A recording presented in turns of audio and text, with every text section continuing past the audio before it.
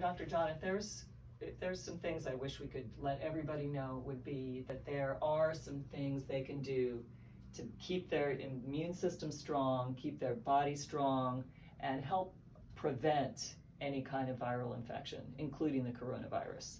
And the first thing I would tell them, because I'm trained as a chiropractor, and this is how I think, is chiropractic.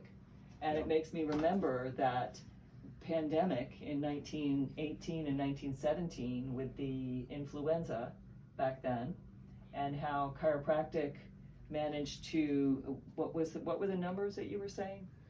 Yeah, well, we know from the past, we know from history in the influenza virus, influenza flu from the 1917, 1918 influenza, that there was involvement with chiropractic, there was involvement with medicine. We know that many people got the flu. It was all over the world. Now we're faced with a new problem. We're faced with a new pandemic, and it's the coronavirus. So many people have the questions: what can we do? What's out there? What can we do to possibly help ourselves in a natural way, in a good way, to boost up our immune system? What can we do to increase our immune response to help fight this off, or to help stop us from getting this flu in the first place? And some of the things that they've talked about is social distancing. Some of the things they talked about is trying to avoid contact with others, make sure you wash your hands, and do all the things that we know that are good and right to help ourselves stay healthy. And that's where chiropractic comes into play.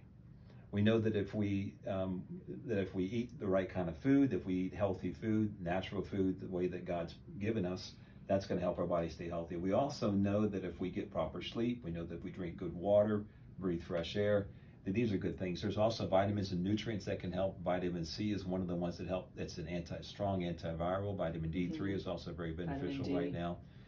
So there are things that we can take.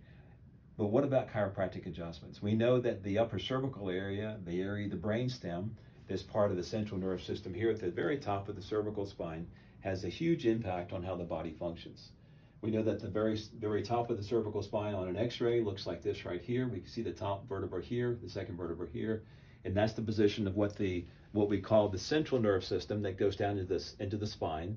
We know that's called the medulla. The medulla extends down into the upper cervical area, and we know if these vertebrae are out of place, it puts pressure on the central nerve system. That causes us to get sick. And that brainstem area is where all the autonomic controls are for breathing, for heart rate, for body temperature even, I believe. There's all that unconscious control of those autonomic processes right in that part of the spine as well. So we know that the autonomic nerve system is what controls our immune response. The autoimmune response is what we want to have. We want to ramp up our autoimmune response so we can better fight off any infection, so we can better fight off any virus, we can better fight off any seasonal allergies. Our body has a better chance to overcome these conditions that would otherwise we would succumb to. But one of the things that we need to do as chiropractors, that we know as chiropractors, is there's ways that we can test to see if people do have they do have nerve interference.